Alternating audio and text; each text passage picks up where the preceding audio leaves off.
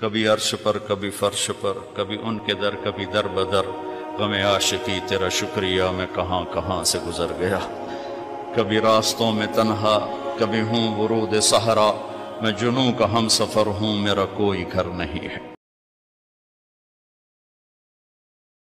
السلام علیکم ورحمۃ اللہ وبرکاتہ۔ شخصیت اس نے چمکدار بنا رکھی ہے، ذہنیت کیا کہے بیمار بنا رکھی ہے۔ ناظرین کرام، یہ طارق جمیل صاحب ہیں اور آج ہم ان کے کچھ ان عقائد و نظریات کے بارے میں بات کریں گے جن میں انہیں اپنی اصلاح کرنے کی ضرورت ہے۔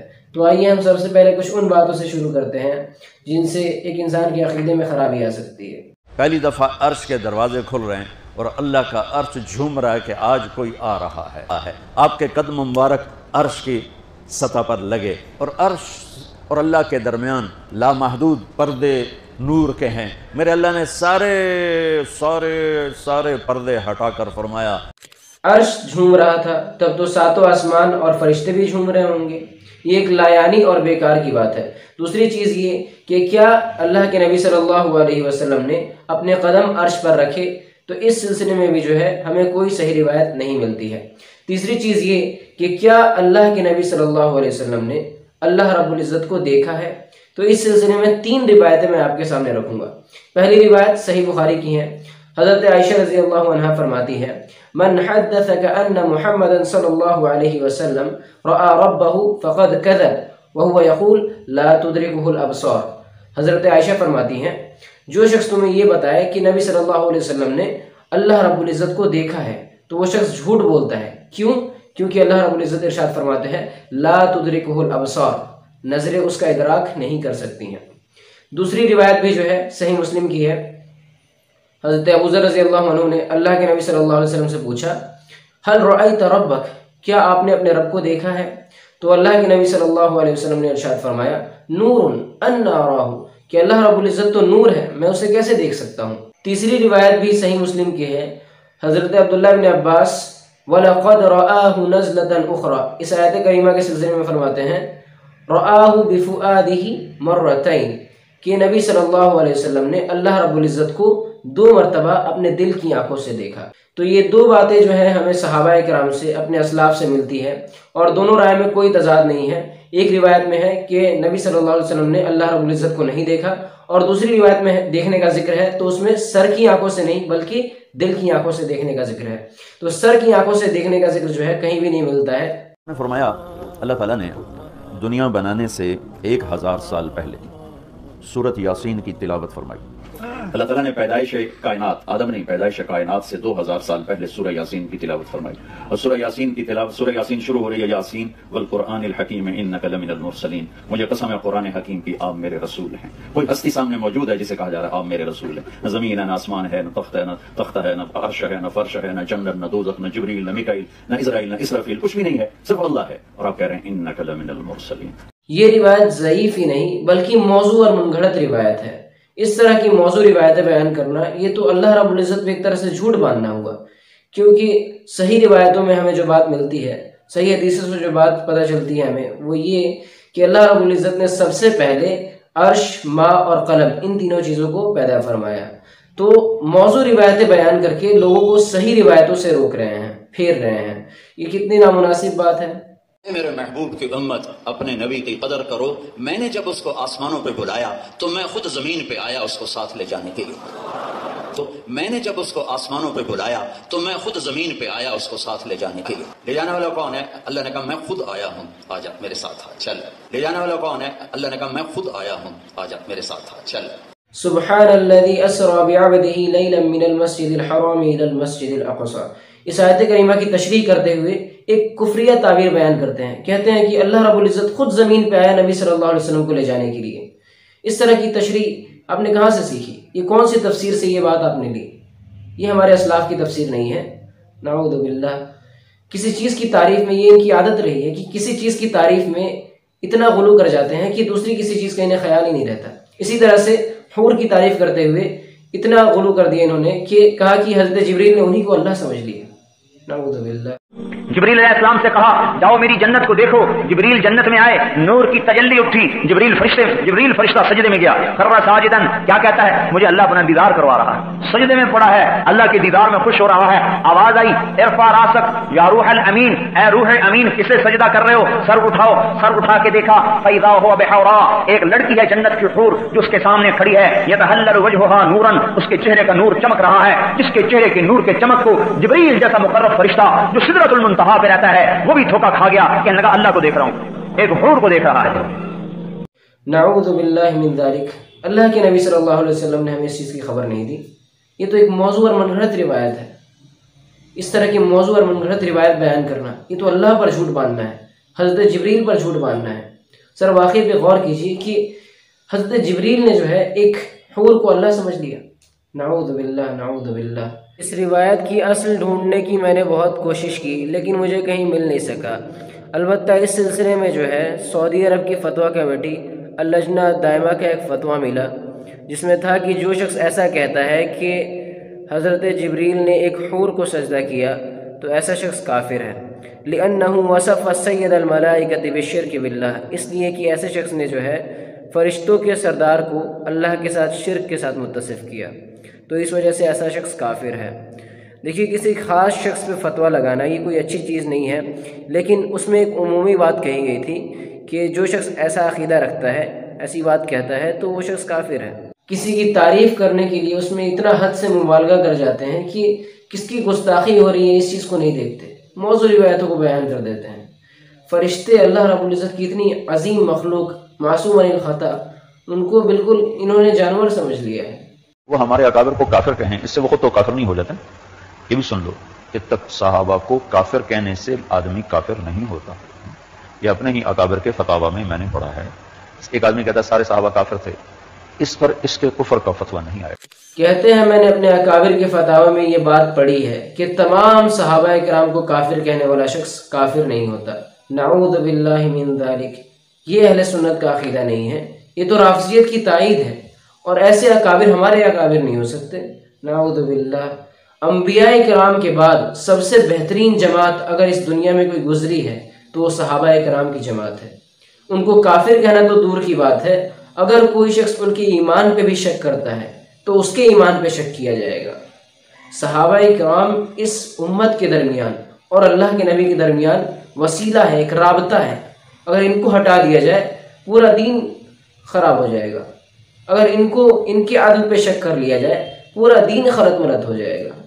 ہاں عاشق ہونے عشق کماویں دل رکھیں وانگ پہاڑاں ہو, سہ سہ بدیاں ہزار غلامیں کر جانے باغ بہاراں ہو. منصور جائے چک سولی جتے جڑے واقف پولیس سراراں ہو. سفریت روش منصوری نو تھپ رکھ ہن کنز قدوری نو. کیا کہہ رہا ہوں؟ سفریت روش منصوری نو ہن تھپ رکھ کنز قدوری نو. یہ بھی ایک کفریہ سا شعر ہے جس کا سیدھا سا مطلب یہ ہے کہ منصور کو تمام رازوں کا علم تھا, اسے بھی سولی دے دی گئی. تم دینی کتابوں کو پڑھنا لکھنا چھوڑ دو اور منصور کے راستے پہ چل پڑو. منصور حسین بن منصور حلاج, یہ صوفیوں کا باپ مانا جاتا ہے. اس شخص نے جو ہے ان الحق کا دعویٰ کیا تھا, کہتا تھا کہ اللہ رب العزت جو ہے میرے اندر حلول کر گیا ہے. تو ایسے شخص کی جو ہے طارق جمیل صاحب تعریف کرتے ہیں. منصور حلاج کو جو ہے خلیفہ وقت نے اس کی بدعقیدگی کی وجہ سے سولی دے دی تھی, اور سولی دینے کے بعد اس کو غالباً جلا بھی دیا گیا تھا, اور جلا کر کے اس کی راکھ کو دریا میں بہا دیا گیا تھا. تو اس کی بدعقیدگی کی وجہ سے اس کے ساتھ ایسا کیا گیا تھا. صوفیت کی بنیاد 3 عقیدوں پر ہے, وحدت الوجود, وحدت الشہود اور حلول. ان تینوں عقیدوں کو آپ سمپلی اس طرح سے سمجھ لیجئے. کچھ لوگ تھوڑا بہت فرق کرتے ہوں, لیکن سمپلی آپ اس طرح سے سمجھ لیجئے کہ وحدت الوجود کہتے ہیں کہ انسان اللہ کی اتنی زیادہ عبادت کر لیتا ہے کہ اسے ہر چیز میں اللہ نظر آنے لگتا ہے. اس عقیدے کو عقیدہ وحدت الوجود کہتے ہیں. دوسرا عقیدہ وحدت الشہود. اس میں کیا ہوتا ہے کہ انسان اللہ کی اتنی عبادت کرتا ہے کہ اللہ میں ڈوب جاتا ہے, اللہ میں فنا ہو جاتا ہے, اس کی ذات جو ہے اللہ سے جا کے مل جاتی ہے. تو اس عقیدے کو جو ہے عقیدہ وحدت الشہود کہتے ہیں, یا پھر عقیدہ فنا فی اللہ کہتے ہیں. اسی طرح سے تیسرا عقیدہ حلول. اس عقیدے میں کیا ہوتا ہے کہ کہتے ہیں انسان اتنا نیک ہو جاتا ہے, اس کا دل اتنا صاف ہو جاتا ہے کہ اللہ رب العالمین خود ہی اس کے اندر آ کر کے جو ہے داخل ہو جاتا ہے۔ اس عقیدے کو عقیدہ حلول کہتے ہیں۔ ان تینوں عقیدوں کا اسلام سے کوئی تعلق نہیں ہے۔ صوفیت کی بنیاد انہی تینوں عقیدوں پر ہے اور اسلام سے اس کا کوئی تعلق نہیں ہے۔ بعض لوگ یہ کہتے ہیں کہ یہ عقیدے بھی جو ہے تثلیث ٹرینٹی کی بدلی ہوئی شکل ہے، جس طرح سے عیسائی جو ہے اللہ، عیسیٰ علیہ السلام اور روح القدس تینوں کو کہتے ہیں کہ تینوں ایک ہی ہے، اسی طرح سے یہ عقیدہ رکھنے والے لوگ بھی کہتے ہیں کہ کائنات کی ہر چیز جو ہے ایک اللہ ہی ہے۔ ابن عربی بھی جو ہے صوفیوں کے بزرگوں میں سے ہے، اس کا ایک شعر ہے الرب حق والعبد حق یا لیت شعری من المکلف، کہ رب بھی خدا ہے، بندہ بھی خدا ہے، کاش مجھے معلوم ہوتا مکلف کون ہے۔ تو اسی طرح کے عقائد کی وجہ سے جو ہے ابن تیمیہ وغیرہ ابن عربی کو کافر قرار دیتے ہیں۔ بہرحال یہاں یہ بتانا مقصود ہے کہ یہ تینوں عقیدے وحدت الوجود، وحدت الشہود اور حلول، ان تینوں عقیدوں کا اسلام سے کوئی تعلق نہیں ہے۔ انہی میں سے ایک عقیدہ حلول، اس کا دعویٰ کرنے والا جو ہے منصور حلاج، اس کی تعریف جو ہے طارق جمیل صاحب کر رہے ہیں یہاں پر۔ ہمارے نبی کا جنازہ ایسے نہیں ہوا جیسے ہمارے ہوتے ہیں، ابھی بتانے لگا۔ تو آپ نے کہا جب تم مجھے غسل دے دینا تو تم سارے باہر نکل جانا، سب سے پہلے اللہ میرا جنازہ پڑھے گا۔ یہ ان کی ایک پرانی ویڈیو ہے جس میں یہ کہتے ہیں کہ نبی صلی اللہ علیہ وسلم کا جنازہ جو ہے اللہ رب العزت نے پڑھا۔ نعوذ باللہ من ذالک۔ مخلوق اللہ رب العزت کے لیے نماز پڑھتی ہے، اللہ رب العزت کس کے لیے نماز پڑھے گا؟ نعوذ باللہ۔ اسے آپ سبقت لسانی بھی نہیں کہہ سکتے، یہ تو کم علمی ہے، بلکہ یہ کہیے کہ نبی صلی اللہ علیہ وسلم کی شان بیان کرتے کرتے کس کی توہین کر دی انہیں پتہ نہیں چل پایا شاید۔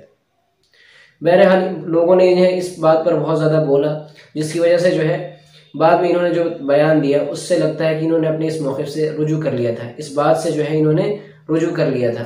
آپ نے فرمایا جب مجھے غسل دے دو، کفن پہنا دو تو سب باہر چلے جانا، سب سے پہلے میرا اللہ اپنی رحمتیں مجھ پہ نازل فرمائے گا، اس کے بعد جبر و میکائیل آ کر میرے لیے دعا کریں گے۔ پھر واقعات جو یہ بیان کرتے ہیں اس میں بھی بہت زیادہ ہیر پھیر ہوتی ہے، لیکن بہرحال انہوں نے اپنے اس خطرناک بات سے جو ہے رجوع کر لیا۔ اس بیان کو سن کے ایسا لگتا ہے۔ ایک اور صاحب ہے جو اس پر ایسی بات کہی انہوں نے کہ کوئی بھی مسلمان اس بات کو سنے گا تو اسے تکلیف ہوگی کہ اللہ نے جنازہ پڑھایا نبی صلی اللہ علیہ وسلم کا، تو یہ تو گستاخی ہو گئی۔ میں نے کہا اس میں گستاخی کیا ہو گئی بھائی؟ لیکن اس میں گستاخی کا پہلو نکالنا یہ زیادتی ہے بھائی۔ گستاخی تو جب ہوتی ہے جب کوئی کہتا معاذ اللہ نقل کفر، اللہ کا جنازہ معاذ اللہ پڑھا گیا، نقل کفر کفر نباشت معاذ اللہ، اس میں گستاخی کہاں سے نکل آئی؟ اس بات کو غلط کہنے کے بجائے ایسے جملے کہتے ہیں کہ اللہ نے نبی کا جنازہ پڑھا، اس میں کون سی بہت بڑی بات ہو گئی؟ اگر یہ کہا جاتا کہ اللہ کا جنازہ پڑھا گیا تب بڑی بات ہوتی۔ نعوذ باللہ من ذالک۔ دونوں ہی جملے مثل کفر کے ہیں۔ اس طرح کی چیزیں تو حدیث میں بھی ہیں۔ رسول اللہ صلی اللہ علیہ وسلم نے ارشاد فرمایا کہ جب کوئی بندہ کثرت سے نوافل پڑھتا ہے، نفلی عبادت کرتا ہے، صحیح حدیث ہے، تو اللہ تعالیٰ اس کے ہاتھ بن جاتے ہیں جس سے وہ پکڑتا ہے، اللہ اس کی آنکھیں بن جاتے ہیں جن سے وہ دیکھتا ہے۔ اوپر سے ڈیفینڈ کرنے کے لیے وہ حدیث بھی پیش کرتے ہیں وَإِذَا أَحْبَبْتُهُ كُنْتُ سَمْعُهُ الَّذِي يَسْمَعُ بِهِ وَبَصَرُهُ الَّذِي يَبْصُرُ بِهِ۔ تو یہ حدیث پیش کر کے کہ اللہ تعالیٰ جب بندے سے محبت کرتا ہے تو بندے کا کان بن جاتا ہے جس سے کہ بندہ سنتا ہے، بندے کی آنکھ بن جاتا ہے جس سے کہ بندہ دیکھتا ہے، بندے کا ہاتھ بن جاتا ہے۔ تو اس حدیث کے جو ہے محدثین نے معنی و مفاہیم بیان کیے ہیں، کوئی اس کا یہ معنی نہیں لیتا کہ اللہ تعالیٰ بندے کا ہاتھ، آنکھ، کان بن جاتا ہے۔ اگر کوئی یہ معنی لیتا ہے تو یقیناً وہ غلط ہے۔ یہاں پر فی الحال بات چل رہی ہے، جو بندہ غلط بات کر رہا ہے اس کی بات کو آپ غلط کہیں سرے سے، اور وہ آپ نہیں کر رہے ہیں، آپ ڈیفینڈ کر رہے ہیں۔ اچھا، بعض لوگ یہ کہتے ہیں کہ فضائل وغیرہ کے باب میں جو ہے ضعیف روایتیں مقبول ہوتی ہیں، تو دیکھیے یہ ایک غلط فہمی پھیلائی جاتی ہے۔ پہلی بات تو اس میں علماء کی دو رائے ہیں۔ فضائل والے باب میں جو ہے جن علماء نے یہ بات کہی ہے کہ ضعیف روایتیں مقبول ہے، انہوں نے 3 شرائط بھی لگائی ہیں ساتھ میں۔ پہلی شرط یہ لگائی ہے کہ حدیث کا ذوف جو ہے بہت شدید نہ ہو، حدیث بہت زیادہ ضعیف نہ ہو، اور یہاں تو یہ لوگ موضوع روایتیں بیان کرتے ہیں۔ دوسری چیز یہ کہ حدیث جو ہے وہ کسی ثابت شدہ اصل کے ضمن میں آتی ہو، یعنی اس سے ملتی جلتی کوئی صحیح روایت موجود ہو یا کوئی قرینہ موجود ہو جس سے اس روایت کو تقویت ملتی ہو۔ اور تیسری شرط یہ ہے کہ اس پر عمل کرتے وقت یا اسے بیان کرتے وقت جو ہے اس کی سنت وغیرہ ہونے کا اعتقاد نہیں رکھا جائے گا۔ تو ان 3 شرطوں کے ساتھ جو ہے بعض علماء نے جو ہے ضعیف روایتوں کو قبول کیا ہے، لیکن جو زیادہ صحیح اور راجح بات ہے کہ ضعیف روایت جو ہے کسی بھی سلسلے میں مقبول نہیں ہے۔ یہ رائے امام بخاری رحمہ اللہ، امام مسلم، علامہ ابن تیمیہ، علامہ البانی، امام شوکانی، خطیب بغدادی اور بڑے بڑے علماء کرام کی جو ہے یہی رائے ہے کہ ضعیف روایت کسی بھی سلسلے میں مقبول نہیں ہوگی، کسی بھی چیز میں، نہ فضائل کے باب میں نہ احکام کے باب میں، کسی بھی باب میں ضعیف روایت مقبول نہیں ہوگی، اور یہی زیادہ صحیح رائے ہے اور اسی میں جو ہے زیادہ احتیاط بھی ہے۔ صاحب جھوٹے قصے اور کہانیاں سنانے میں بھی بہت معروف و مشہور ہے، آپ سن سکتے ہیں۔ کنویں تک پہنچ، نیچے دیکھا تو پانی بہت نیچے، تو انہوں نے اپنی پگڑی اتاری اور جوتے کو اس کے ساتھ باندھا اور نیچے لٹکایا، تو پانی تک جوتا پہنچ نہیں سکا، تو پریشان ہو کے بیٹھ گئے، اب کیا کروں؟ اتنے میں ایک ہرن دوڑتا ہوا آیا، اس نے آ کر نیچے دیکھا پانی، تو ہرن تو وہاں جا نہیں سکتا، تو اس نے یوں اوپر دیکھا، اے پانی والے، بے زبان ہوں، پانی پلا۔ لگتا ہے ہرن جو ہے ہندوستان یا پاکستان کا رہنے والا تھا، اور جو لکھنے والے رائٹر تھے انہیں بھی جو ہے لگتا ہے ہرن کی زبان آتی تھی، تبھی تو انہوں نے جو ہے بیان کر دیا۔ پانی ابلتا ہوا اوپر اٹھا اور منڈیر کے آ کے برابر لگ گیا، ہرن نے پانی پیا، ہرن کی تو فیض اس انسان نے پیا، ہرن پیچھے مڑا، پانی نیچے گیا، تو اس کے منہ سے بے ساختہ نکلا کہ میں انسان، میرے لیے تو پانی اوپر نہیں آیا اور یہ جانور کے لیے اوپر آیا۔ غیب سے آواز آئی، تو رسی کا سہارا ڈھونڈتا رہا، اس نے مجھے پکارا، اس نے پانی والے رب کو پکارا۔ اس کا کنکلوژن کیا نکلا کہ ایک بندہ کنویں کے پاس جا کے کھڑا ہو کے اسباب اختیار نہ کرے اور اللہ سے دعائیں کرتا رہے، اے اللہ پانی پلا دے، پانی پلا دے۔ صحیح تو کر رہا تھا وہ بندہ، نیک بندہ تھا، ظاہر سی بات ہے، تو اللہ پہ توکل تھا ہی، وہ اسباب اختیار کر رہا تھا، تو اس میں غلط کیا ہے؟ اور رہی بات غیب سے آواز آئی، تو ایسی غیب کی آواز تو شیطانوں کی طرف سے بھی ہو سکتی ہے۔ غیب سے آواز آئی، تو رسی کا سہارا ڈھونڈتا رہا، اس نے مجھے پکارا، اس نے پانی والے رب کو پکارا۔ کمال ہے، جہاں پر رسی کا سہارا لینا چاہیے وہاں پر رسی کا سہارا لینے کی مذمت بیان کر رہے ہیں، اور جہاں پر ڈائریکٹ اللہ کو پکارنا چاہیے وہاں پر باباؤں کا سہارا لیتے پھرتے ہیں۔ میرے نبی تشریف لے جا رہے ہیں، آپ کو آواز آئی، یا رسول اللہ، آپ نے یوں دیکھا، کوئی نظر نہیں آیا، پھر آواز آئی، یا رسول اللہ، دیکھا تو ایک ہرنی گلے میں رسی چارپائی سے بندھی ہوئی، وہ آپ کو پکار رہی تھی، آپ قریب آئے، کیا ہے کہ آپ کا صحابی مجھے پکڑ کے لایا ہے۔ لیجیے ایک اور قصہ سن لیجیے، موضوع اور من گھڑت روایت پتہ نہیں کہاں سے اٹھا کر کے لاتے ہیں۔ تاریخی روایت کے سلسلے میں ہم لوگ بہت زیادہ بے احتیاط ہیں، بہت زیادہ بے احتیاط ہیں۔ میں نے بڑے بڑے علماء کو دیکھا ہے بہت زیادہ بے احتیاطی کرتے ہیں تاریخی روایت بیان کرنے میں۔ اگر آپ نبی صلی اللہ علیہ وسلم کی سیرت کو جو ہے صحیح روایتوں کی روشنی میں جاننا چاہتے ہیں تو شیخ مقصود الحسن فیضی رحمہ اللہ کی لیکچرز جو ہے سنیے، انہوں نے جو ہے صرف صحیح روایات کی روشنی میں جو ہے سیرت نبی بیان کیا ہے، اس کا لنک جو ہے میں نیچے ڈسکرپشن میں دے دوں گا، آپ وہاں جا کے سن سکتے ہیں۔ صاحب کو فلموں کی نالج بھی بہت زیادہ ہے۔ میں نے اس سے بیٹھتے فلموں کی باتیں شروع کر دی، اور تھوڑی دیر بعد میں نے محسوس کیا کہ فرام 60 to 72 جو فلم انڈسٹری کو جتنا میں جانتا تھا اتنا وہ نہیں جانتا تھا، تو اس کے اوپر میرے علم کا روپ پڑ گیا، اس کی لائن کا علم تھا نا، تو حیران پریشان، جو واز تو ہو رہے ہیں، تو کبھی دلیپ کمار کی باتیں شروع ہو گئیں، کبھی راج کپور کی شروع ہو گئی، کبھی محبوب صاحب شروع ہو گئے، کبھی مدن موہن شروع ہو گئے، وہ آدھا گھنٹہ تو یوں گزر گیا۔ تو آدھے گھنٹے کے بعد میں نے کہا کہ ہمارا تو ٹائم اوور کا نہیں، اٹھیں چلے ادھر چل کے بیٹھتے ہیں کھانے کی ٹیبل پر، تو وہاں جا کے بیٹھ گئے، پھر وہی باتیں شروع ہو گئی۔ بالی ووڈ کی ایکٹرز کی تعریف کرنے میں صاحب نے کوئی کسر نہیں چھوڑی ہے۔ لوگوں کو محبت دو، پتہ نہیں کیا کیا ہیرے بکھرے پڑے۔ میری عامر خان سے ملاقات ہوئی، اللہ کی قسم بطور انسان کروڑوں میں ایک آدمی ہے، کروڑوں میں، وہ مجھ سے کیا متاثر ہوتا جتنا میں اس سے متاثر ہوا۔ اس نے کچھ باتیں اپنی مجھے کہی، آپ نے کسی کو بتانی نہیں، لیکن میں نے کہا عامر میرا جی چاہتا ہے کہ میں تیرے بیعتی ہو جاؤں۔ کمال ہے یار، تو اتنا عالی انسان، اتنی صفات والا انسان کہ میں آپ کو بتا نہیں سکتا۔ تو اللہ نے شاہد افریدی کو بھیج دیا، شاہد افریدی اس کی دوستی تھی، ہمارا جو کرکٹر ہے، میں نے اس سے فون پر کہا یار میری ملاقات تو کرا، اس نے ملاقات کروائی۔ اور باقی سلیم بھائی آپ بڑے خوش قسمت ہیں کہ آپ کو سلمان خان جیسا فرما بردار بیٹا ملا ہے۔ مجھے شعیب اختر نے سلمان بھائی کی دو باتیں بتائیں، اس کے بعد سے میں ان کا فین ہو گیا ہوں۔ ایک یہ کہ اپنے ماں باپ کے بہت ہی فرما بردار ہیں اور ان کے آگے کھڑے رہتے ہیں اور چوں بھی نہیں کرتے، جیسے کہتے ہیں فوراً اس میں لگ جاتے ہیں۔ یہ جنت کا راستہ، جس نے ماں باپ کو خوش کیا اس کے لیے جنت ہے۔ تو آپ تو بڑے اعلیٰ درجے کے مسلمان ہیں۔ پھر دوسری صفت اس نے بتائی کہ اتنے بڑے سخی ہیں کہ جتنا جھوٹ بولیں وہ سچ ہے۔ تو مجھے، اور سخی سے اللہ پیار کرتا ہے، اللہ تعالیٰ کے نبی کا فرمان ہے کہ سخی سے اللہ محبت کرتا ہے، چاہے وہ عبادت میں کمزور کیوں نہ ہو۔ تو چاہے آپ عید کی ایک نماز پڑھ، ہمیں اپنی دعوت کے اندر تبشیر کے پہلو کو زیادہ رکھنا چاہیے۔ اس کا یہ مطلب نہیں کہ ہم انذار کے پہلو کو بالکل بھول جائیں۔ یہ آیتیں پڑھ کے بھی لوگوں کو سنائیے ذرا، ان الذین یحبون ان تشیع الفاحشۃ فی الذین آمنوا لہم عذاب علیم فی الدنیا والآخرہ۔ جو لوگ صرف یہ چاہتے ہیں، کرتے نہیں، چاہتے ہیں کہ مومنین کے درمیان فحاشی پھیل جائے، ایسے لوگوں کے لیے دنیا اور آخرت میں دردناک عذاب ہے۔ تو یہ آیتیں پڑھ کے بھی لوگوں کو ذرا سنائیے، صرف تبشیر والی باتیں ہی لوگوں کو سنائیں گے۔ اس کے علاوہ دوسری چیز یہ ہے کہ جو اس طرح کی فضیلتیں آتی ہیں قرآن و حدیث میں کہ اللہ تعالیٰ صبر کرنے والوں سے محبت کرتا ہے، اللہ تعالیٰ جو ہے سخیوں سے محبت کرتا ہے، اللہ تعالیٰ پاک رہنے والوں سے محبت کرتا ہے، تو اس طرح کی جو آیتیں آتی ہیں یہ صرف آپ ایک چیز کو دیکھ کر کے نہیں کہہ سکتے کسی کے بارے میں کہ اللہ تعالیٰ اس سے محبت کرتا ہے. کوئی شخص ایک کام ایسا کرتا ہے جس سے کہ اللہ تعالیٰ راضی ہوتا ہے، تو اس کے مقابلے میں 10 کام ایسے بھی تو کرتا ہے جس سے کہ اللہ تعالیٰ ناراض ہو جاتا ہے.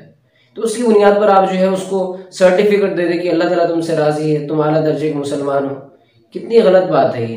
اللہ تعالیٰ کے نبی کا فرمان ہے کہ سخی سے اللہ محبت کرتا ہے، چاہے وہ عبادت میں کمزوری کیوں نہ ہو.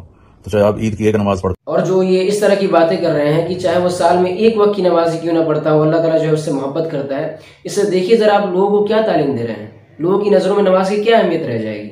حالانکہ آپ کو شاید پتہ ہوں گے کہ کتنے سخت فتاوے موجود ہیں ایک وقت کی نماز جان بوجھ کے چھوڑنے کے سلسلے میں. کچھ لوگ کہتے ہیں کہ طارق جمیل صاحب کا یہ اچھا انداز ہے ایسے لوگوں کو دین کی طرف بلانے کا. تو دین کی دعوت دینا ایسے لوگوں کو اچھی بات ہے، لیکن کھلے عام لوگوں کے بیچ میں آ کر کے ایسے لوگوں کی تعریف کرنا، آپ کو پتہ ہے اس سے آپ لوگوں کو کیا تعلیم دے رہے ہیں. لوگ تو یہی سمجھیں گے ارے کوئی بہت برا کام تھوڑی ہے، ہم بھی کر لیتے ہیں. حالانکہ اس پروفیشن کی برائی پر اگر تقریر کی جائے تو گھنٹوں تقریر دیا جا سکتا ہے. یہ اتنا قبیح عمل ہے شریعت کی نگاہ میں. اگر اس کی برائی پہ تقریر کیا جائے تو گھنٹوں تقریر کیا جا سکتا ہے. کروڑوں لوگوں کے اندر فحاشی پھیلانا اور نہ جانے کتنی ساری خرابیاں ہوتی ہیں. ایسے کام کرنے والوں کی تعریف کرتے ہیں آپ کھلے عام لوگوں کے بیچ میں آ کر کے. یہ واقعی بہت غلط چیز ہے. ہمارے کچھ بھائی بہن ہیں جو ان کو اعلیٰ درجے کے مسلمان مانتے ہیں. میں تو نہیں مانتا، مانتے ہیں. تو میں یہ بات ان لوگ کی آنکھیں کھولنا چاہ رہا ہوں، بتانا چاہ رہا ہوں کہ کسی نے نوٹس نہیں کیا کہ یہ بندہ 4,500 کلومیٹر کا سفر طے کر کے وہاں ناچنے کے لیے گیا، لیکن یہ حج عمرہ نہیں کیا. اور اس پر کچھ لوگ بہت بھڑکے بھی تھے کہ انہوں نے جو ہے ایسے شخص کو اعلیٰ درجے کا مسلمان کہہ دیا اور میں اس کا فین ہو گیا. تو اس طرح کے جو جملے کہتے ہیں اس پر کچھ لوگ بہت زیادہ بھڑکے بھی تھے ان پر. جب سامری جادوگر نے بچڑا بنایا اور اس کی عبادت پہ لگا دیا موسیٰ علیہ السلام کی قوم کو، تو اللہ تعالیٰ نے حکم دیا کہ ان سب کو قتل کیا جائے. تو کچھ لوگ تھے تھوڑے سے، تو ان کو قتل کیا گیا. جب سامری کو پکڑا گیا قتل کے لیے تو اللہ تعالیٰ نے جبریل کو بھیجا کہ موسیٰ اسے قتل نہ کرو، اپنی موت مرنے دو. تو موسیٰ علیہ السلام نے عرض کیا اللہ یہ تو اصل مجرم ہے، اس نے بچڑے کی پوجا پہ لگایا. تو اللہ تعالیٰ نے کہا موسیٰ یہ سخی ہے اور سخی کو قتل کرنا مجھے اچھا نہیں لگتا. وہ اپنی موت مرا. پتہ نہیں کہاں سے اٹھا کر کے بیان کر دیتے ہیں. یہ سب اسرائیلیات ہیں. اس میں اللہ نے فرمایا، موسیٰ علیہ السلام نے فرمایا، اس طرح کی چیزیں موجود ہیں. جب ہماری شریعت سے اس چیز کی تصدیق نہیں ہوتی ہے، جب کسی صحیح روایتوں سے ان سب چیزوں کی تصدیق نہیں ہوتی ہے، تو ان سب چیزوں کو کیسے بیان کر سکتا ہے کوئی شخص. مان لیجیے یہ ساری چیزیں اگر غلط ہوئی تو کیا اللہ پر آپ نے جھوٹ باندھ دیا ایک طرح سے. تو اللہ نے جو بات کہی نہیں وہ بات آپ اللہ کے ذمہ لگا رہے ہیں. تو یہ ان سب چیزوں میں احتیاط برتنا چاہیے انسان کو. یہاں پر انہیں اپنی اصلاح کرنے کی ضرورت ہے. ایک جگہ شوٹنگ ہو رہی تھی تو میں نے اسے فون کیا. میں نے کہا میں لاہور میں ہوں، مل سکتی ہو آ کے؟ اس نے کہا میں تو شوٹنگ کر رہی ہوں، 10 بجے فارغ ہوں. میں نے کہا اچھا بیٹی جب فارغ ہو جاؤ نا پھر آ جانا، میں تیرا انتظار کروں، چاہے لیٹ بھی ہو تو آ جاؤں. تو صاحب دین کی طرف بلانے کے لیے محترماؤں کو فون بھی کرتے ہیں. میں نے جو ایک دفعہ جنت کا محل دیکھا خواب میں، تو یہ اس کی میں نے صفت جو پڑھی تھی وہ میں نے آنکھوں سے دیکھی کہ میں اس کے اندر چل رہا تھا، مجھے باہر بھی نظر آ رہا تھا اور اوپر بھی نظر آ رہا تھا، دائیں بائیں بھی نظر آ رہا تھا. لیکن میں ایک گیلری میں چل رہا تھا اور اس کا جو فرش تھا مجھے لگتا تھا ہر فرش کی ٹائل کے نیچے سورج نکلا ہوا ہے. اس طرح اس میں سے روشنیاں نکل رہی تھیں، روشنیاں نکل رہی تھیں. میں حور کو بیان کرتا ہوں جو ابن القیم نے لکھا ہے، لیکن جو میں نے دیکھی ہے وہ میں بیان نہیں کر سکتا. میں حور کو بیان کرتا ہوں جو ابن القیم نے لکھا ہے، لیکن جو میں نے دیکھی ہے وہ میں بیان نہیں کر سکتا. کیا ہوگا؟ میں نے 3 مہینے پہلے جہنم کو خواب میں دیکھا. 3 بجے اس خواب میں میری آنکھ کھلی، میں پسینے پسینے تھا. میں نے آگ دیکھی ہے، میں نے لوگوں کو چلتے دیکھا ہے. کہا جی میں آج عصر کی نماز پڑھنے پہلے آ گیا تو آگے بیٹھا، مجھے بیٹھے بیٹھے نیند آ گئی. میں نے خواب میں اللہ کے نبی کی زیارت کی. آپ نے فرمایا طارق جمیل کو میرا سلام پہنچا. میں نے کہا میرا سلام پہنچے گا، اسی میرا سی پکے ہو گئے. آپ نے فرمایا طارق جمیل کو میرا سلام پہنچا. میں نے کہا میرا سلام پہنچے گا، اسی میرا سی پکے ہو گئے. صاحب نے خواب میں جنت دیکھ رکھا ہے، جنت کی حور کو بھی دیکھ رکھا ہے، جہنم دیکھ رکھا ہے، جہنم میں لوگوں کو جلتے ہوئے دیکھ رکھا ہے. اور کسی شخص کا خواب بیان کرتے ہوئے کہتے ہیں کہ اس کے خواب میں اللہ کے نبی نے آگے فرمایا کہ طارق جمیل کو میرا سلام پہنچا دینا. تو اس طرح کے خواب دیکھتے رہتے ہیں صاحب. پتہ نہیں کتنا سچ ہے کتنا جھوٹ ہے، اللہ ہی بہتر جانے. لیکن جس طرح کی یہ روایتیں بیان کرتے ہیں اور جس طرح کی باتیں کرتے ہیں، صحیح واقعات میں بھی جو ہے اتنی ساری چیزیں ادھر ادھر کی ملا دیتے ہیں. تو اس سے آپ اندازہ لگا سکتے ہیں کہ ان کے خواب کتنے سچے اور کتنے جھوٹے ہوتے ہیں. یاسین والقرآن الحکیم انک لمن المرسلین. یاسین مجھے قرآن حکیم کی قسم آپ میرے رسول ہیں. سورہ یاسین کو قرآن کا دل کیوں کہا جاتا ہے؟ صرف پہلی 3 سطروں کی وجہ سے، پہلی 3 سطروں کی وجہ، کیونکہ یہ پہلی 3 سطروں کا جو مضمون ہے پورے قرآن میں اور کہیں بھی نہیں ہے، صرف یہی ہے. انک لمن المرسلین کا ترجمہ کرتے ہیں کہ آپ میرے رسول ہیں. ہو سکتا ہے شاید مفہوم بیان کر رہے ہو، اور کہتے ہیں کہ سورہ یاسین کی شروع کی جو 3 آیتیں ہیں یہ مضمون پورے قرآن میں کہیں نہیں آیا ہوا ہے۔ یہ تو صاحب کی کم علمی ہے، کیونکہ قرآن کریم میں کئی جگہوں پر یہ مضمون آیا ہوا ہے۔ تِلْكَ آیات اللہ نتلوها علیک بالحق وَإِنَّكَ لَمِنَ الْمُرْسَلِينَ، تو یہاں پر بھی یہ مضمون آیا ہوا ہے۔ اسی طرح سے قرآن کریم میں جگہ جگہ میں قرآن کریم کی قسم کھائی گئی ہے، اور یاسین حروف مقطعات بھی تقریباً ہر صورت کے شروع میں ہے۔ اگلی ساری سورہ یاسین اور باقی قرآن ایک جیسا ہی ہے، وہی احکام ہیں، وہی حلال حرام۔ اور سورہ یاسین کی باقی آیتوں کے بارے میں کہتے ہیں کہ دوسری صورتیں اور سورہ یاسین کی باقی آیتیں سب ویسے ہی ہیں، تو یہ بھی صاحب کی کم علمی ہے، کیا کر سکتے ہیں۔ کہ اللہ لا الہ الا اللہ میں پیغام دیتا ہے سب کچھ اللہ کے قبضے میں ہے۔ لا الہ الا اللہ میں یہ بنیاد ڈالو کہ سب کچھ اللہ کا ہے، سب کچھ اللہ کے قبضے میں ہے۔ لا الہ الا اللہ پاسپورٹ ہے، محمد الرسول اللہ ویزا ہے۔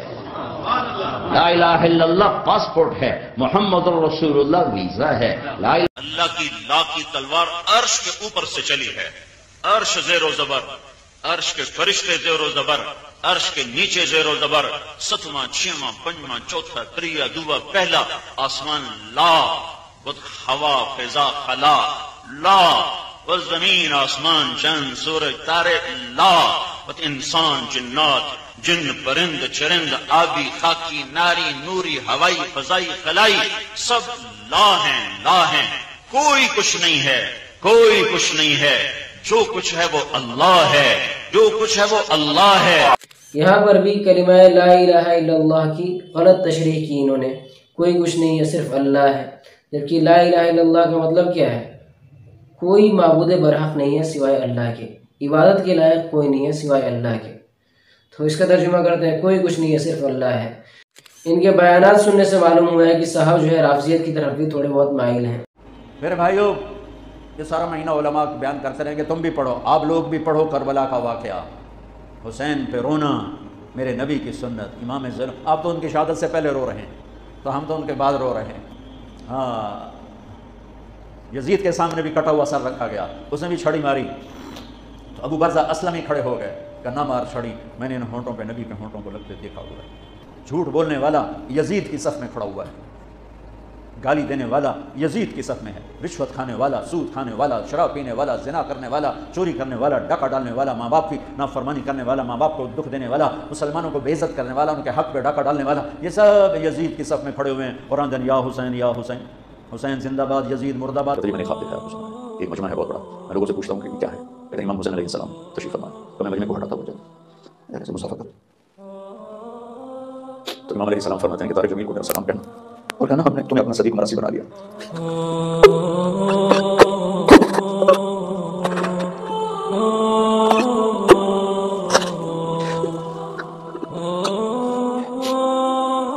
وا محمد محمد، اے یا رسول اللہ، اور آج دیکھو تو آج آپ کے حسین کی بارات آئی ہے، آج حسین نے صرف جوڑا پہنا، کہاں سے؟ اپنے خون کے تانے بانے کا۔ آج حسین نے سہرا پہنا ہے، کس چیز کا؟ اپنی ہی بوٹیوں کا۔ آج اس نے اپنی بوٹیوں کو آپ کے دین کی کھاد بنا دیا ہے، اپنے خون کو آپ کے دین کے لیے پانی بنا دیا ہے۔ میرے نبی کے نواسے نے تلوار کی دھار کے نیچے سجدہ نہیں چھوڑا، یہ فلسفہ شہادت ہے کہ سر تو کٹ سکتا ہے، سجدہ نہیں چھوڑ سکتا۔ یہ چند دن پہلے مجھے خیال آیا کہ ہمیں حضرت علی نہیں کہنا چاہیے، ہمیں مولا علی کہنا چاہیے۔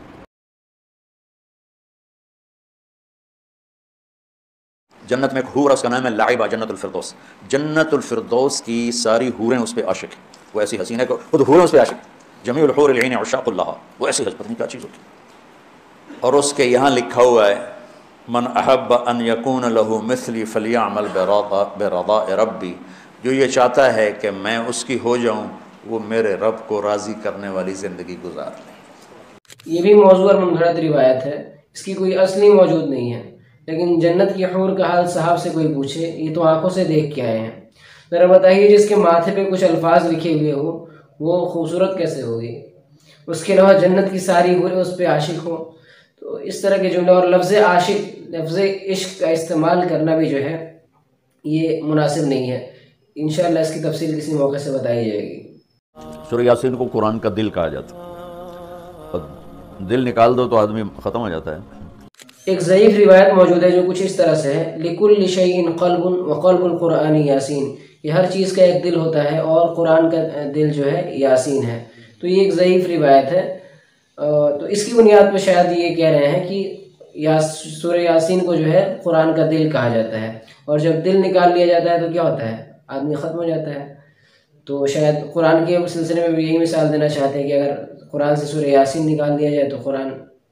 یہاں پر میں آپ کو ایک بات بتانا چاہوں گا کہ سورہ یاسین کے سلسلے میں محققین علماء نے جو تحقیق کی ہے اس سے پتہ چلا ہے کہ سورہ یاسین کے سلسلے میں کوئی خصوصیت کے ساتھ کوئی فضیلت نہیں آئی ہوئی ہے سورہ یاسین کی۔ جتنی روایتیں سورہ یاسین کی فضیلت میں ملتی ہے ساری ضعیف ہے، سب کے اندر کچھ نہ کچھ کمزوری پائی جاتی ہیں۔ تو سورہ یاسین کے سلسلے میں جو ہے کوئی خصوصیت کے ساتھ جو ہے کوئی فضیلت والی روایت موجود نہیں ہے، صحیح روایت۔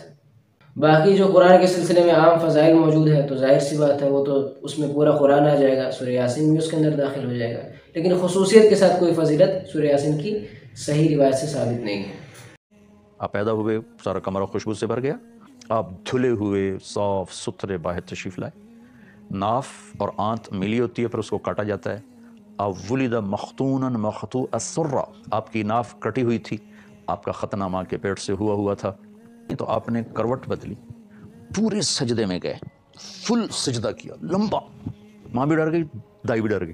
پھر اس کے بعد دونوں ہاتھ کا سہارا لے کر یوں پوری چھاتی اوپر اٹھائی اور الٹے ہاتھ کا سہارا لے کر سیدھا ہاتھ اٹھا کر شہادت کی انگلی کو آسمان کی طرف بلند کیا، تو ایک دم نور ہی نور پھیل گیا چاروں طرف۔ یہ روایت بھی کسی صحیح حدیث سے ثابت نہیں ہے۔